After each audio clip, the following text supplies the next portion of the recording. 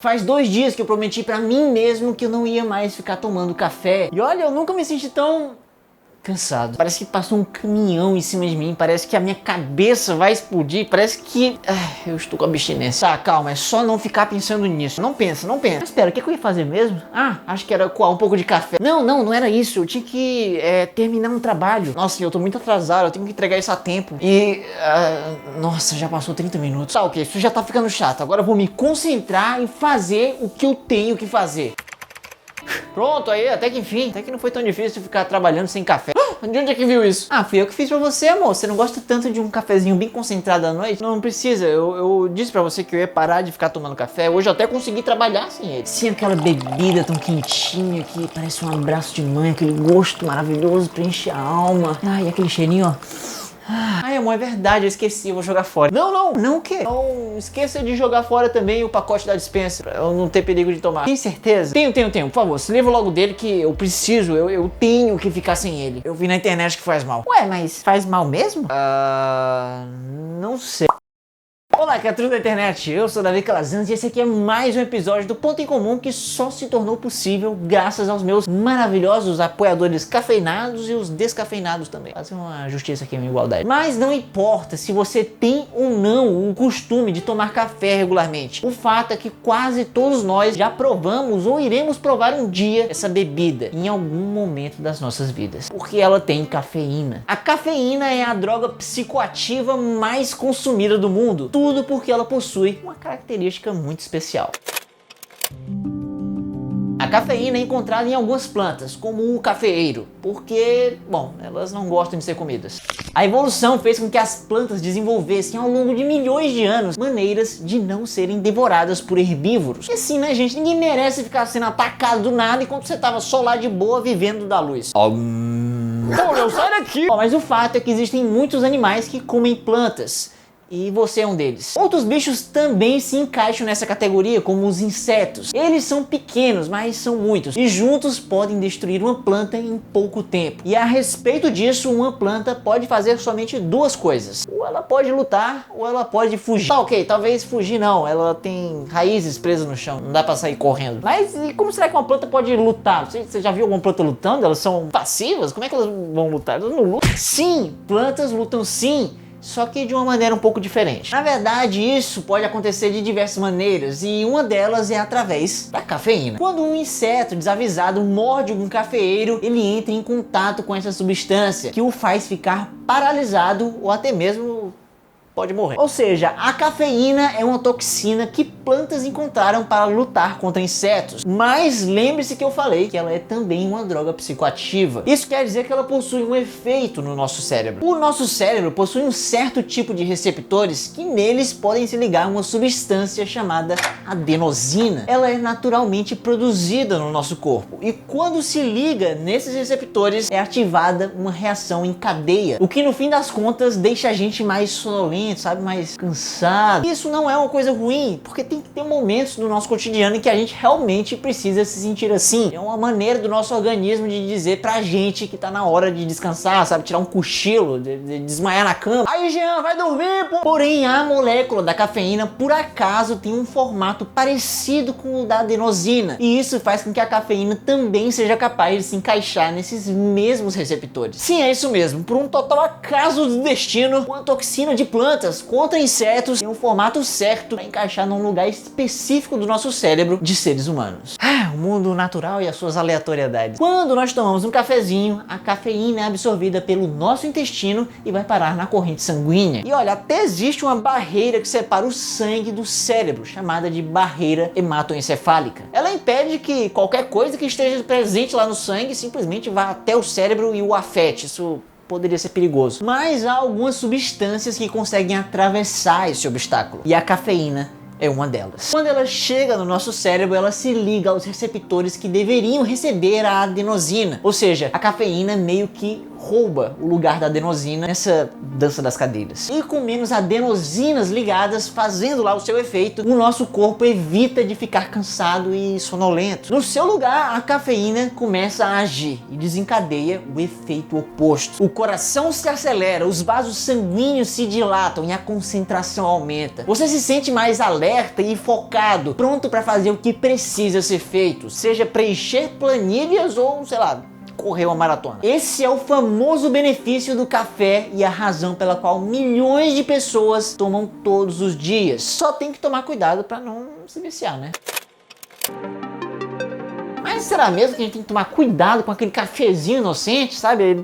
Tão inofensivo, tão bom. Quer dizer, né? Será que ele realmente vicia? Bom, o nosso organismo ele é incrível, sabe? Ele se acostuma com qualquer coisa do nosso cotidiano. Se você levanta pesos na academia, seus músculos podem crescer para se acostumar com aquela carga de esforço. Se você fica muito tempo debaixo do sol forte, a sua pele provavelmente vai criar mais melanina e ficar mais escura para te proteger da radiação solar. E se você toma café, o seu cérebro se acostuma com ele também. De maneira geral, quando alguém toma café regularmente, mesmo que seja em uma quantidade moderada, vamos dizer umas 2 ou 3 xícaras por dia, ainda assim isso quer dizer que há uma constante entrada de cafeína no organismo. E o cérebro se acostuma com isso, ele faz uma certa modificação. Já que constantemente os seus receptores de adenosina estavam entupidos de cafeína, ele resolve então criar mais receptores, só assim para ter o suficiente para todo mundo. E isso pode ser um problema se você quer ficar mais acordado com o seu café, porque a adenosina, que antes era impedida de se ligar e fazer o seu efeito de cansaço,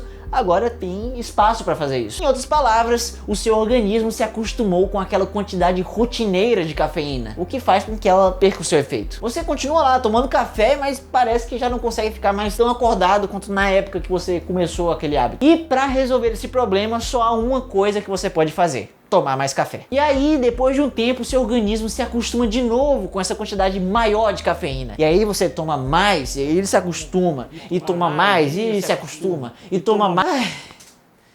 Até que chega um momento em que você se torna uma máquina de tomar café. Você não consegue mais parar de tomar café. Você só pensa em café. Café. Você diz café. Ou seja, você se torna um viciado.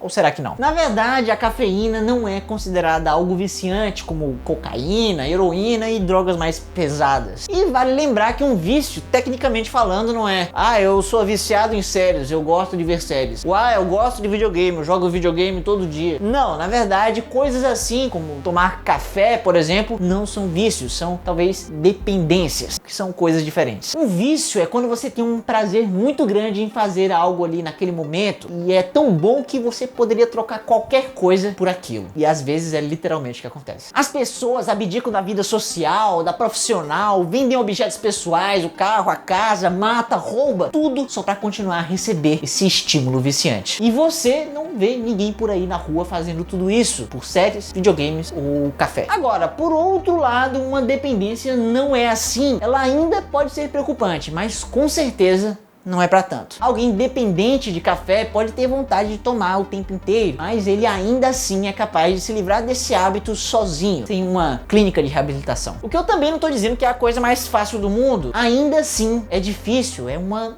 dependência. Porque imagina só, quando você está lá tomando café faz muito tempo, quer dizer que existem mais receptores no seu cérebro do que devia. E aí, se de repente você parar de uma vez só e cortar o café, significa que de repente não vai ter cafeína nenhuma para ocupar todos esses receptores. Vai ter uma enorme quantidade de lugares livres do nada, só com a sua adenosina para se ligar. E aí, meu amigo, é só partir pro abraço. Esse monte de receptores vão receber adenosina como nunca antes. E quanto mais adenosina ligada, maior vai ser o seu efeito. Então o resultado disso não podia ser diferente de uma coisa só: você fica extremamente cansado, além de ganhar uma bela dor de cabeça. E aí esses sintomas vão crescer até atingir um pico bem desagradável uns 2 dias depois da sua última dose. Mas com o passar do tempo, depois de 1 ou 2 semanas, a sua quantidade de receptores volta aquela quantidade normal que você tinha antes de começar a tomar café. Por isso que a melhor maneira de se cortar esse hábito da sua vida é fazer isso aos pouquinhos, sabe? Para evitar ter tantos receptores livres ao mesmo tempo. E é por isso também que café não é um vício no sentido estrito da palavra.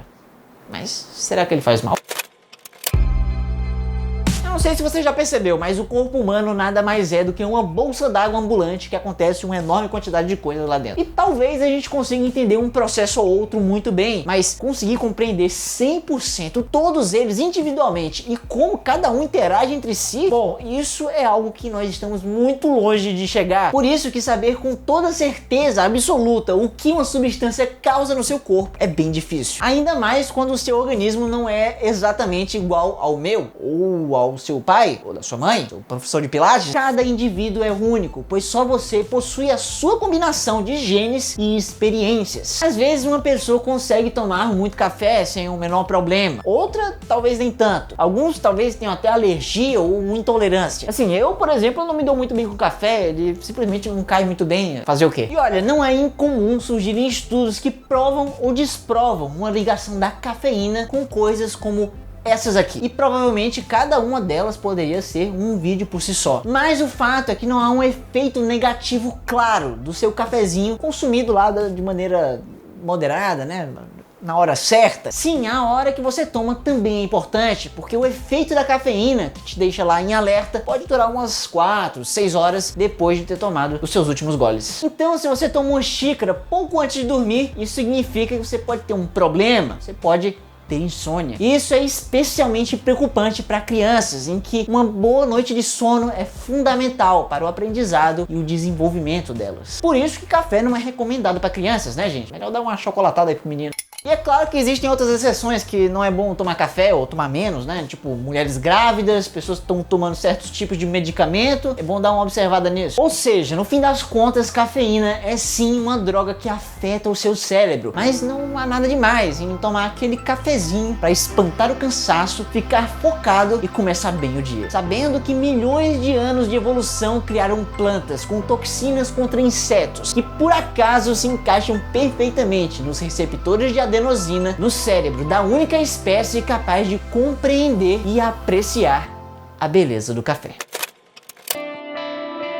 Mas é claro, minha gente, tudo na vida em excesso faz mal e é recomendado um limite máximo de consumo de 400 miligramas de cafeína por dia, que dá assim mais ou menos umas 5 xícaras de café ou 10 latinhas de refrigerante cola. E lá no Instagram eu acabei descobrindo que a maioria de vocês, ainda bem, não exagera demais no café, né? Inclusive aproveita e me segue lá no Insta para não perder as próximas enquetes. Vai lá. Não, mas sério, ainda bem que vocês não exageram mesmo, viu? Porque quantidades maiores a longo prazo podem ser perigosas. E aí sim, existe muita certeza para se afirmar isso. O hábito de tomar cafeína demais pode causar tremores e insônia severa. E em casos extremos, tem até gente que morre de uma overdose. Uma causa comum desse tipo de falecimento é a fibrilação ventricular, em que ao invés dos músculos do coração se contraírem com regularidade para bombear o sangue, eles simplesmente começam a vibrar intensamente.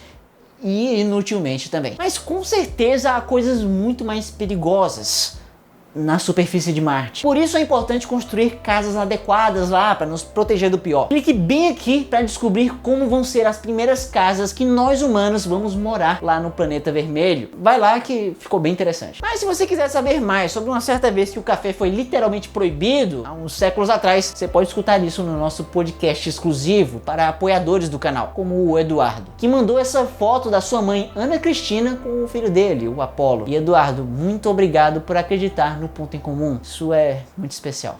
Valeu mesmo. E se assim como ele, você quer aparecer aqui no fim do vídeo, ter acesso ao nosso grupo e podcast exclusivos, basta você clicar bem aqui e se tornar também um apoiador do maior canal de divulgação científica do Nordeste. E é isso aí, minha gente. Até a próxima segunda. Tchau!